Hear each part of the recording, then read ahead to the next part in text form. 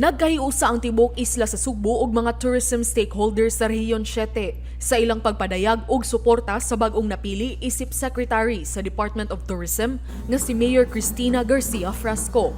Niadtong Martes, Hunyo 21, usa ka welcome ceremony ang gipahigayon nga gitambungan sa lain-laing stakeholders gikan sa mga tag-iya og mga resort, hotel o restaurants, ngadto sa mga tour operators, apil na sab ang mga opisyales sa airport o airline companies, mga konsul sa lain-laing nasod ug mga dagkong opisyales sa Sugbo, Lapu-Lapu City, Mandaue ug Cebu City. A few weeks ago, we all heard about the very good news when President-elect Bongbong Marcos announced our new DOT Secretary, one of our own. In Cebu, all of our stakeholders expressed the same eagerness to meet and hit the ground running. Sa iyang pamulong, si Gobernador Gwen Garcia mapasigarbuhong mipadayag sa iyang suporta sa mga umaabot nga programa ug inisyatiba sa DOT ubos sa pamunuan ni Mayor Cristina. Go boldly, Kai. Go boldly with the entire support of the entire Cebu tourism industry as we celebrate Cebu tourism tonight.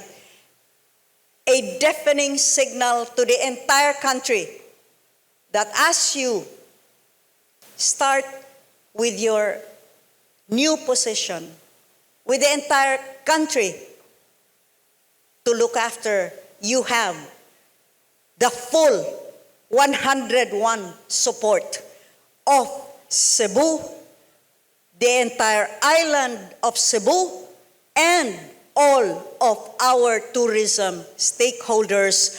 Count me in as your mom and governor of Cebu. Matod ni Mayor Garcia Frasco, iya gayong dalon ngadto sa iyang pagdumala sa DOT ang kaisog sa mga Sugboanon nga moatubang sa mga hagit.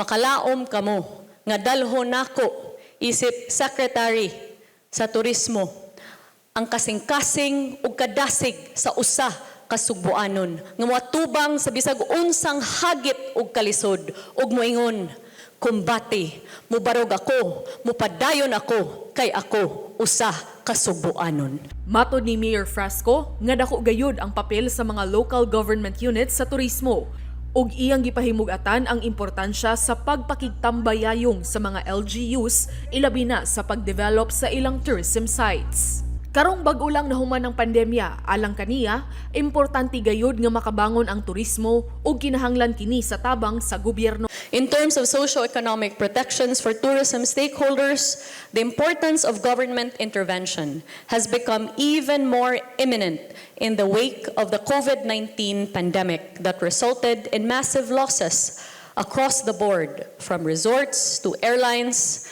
land and sea travel providers, tour operators, and caused so much suffering, hardship, job loss, and lower income for the industry's employees and suppliers. Dugang paniya nga iyang gikonsidera ang pagsuon sa Suroy-Suroy Sugbo nga programa sa lalawigan sa Sugbo ug himuon kini sa tibok nasod.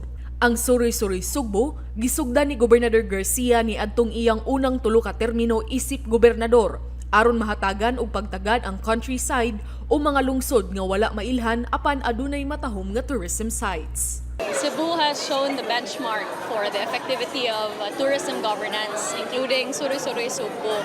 So this is certainly something that's worth emulating and replicating throughout the country. We will study it closely in the hopes of bringing attention to lesser-known tourist destinations in the Philippines. Paula Mendoza, Balita sa Sugbo.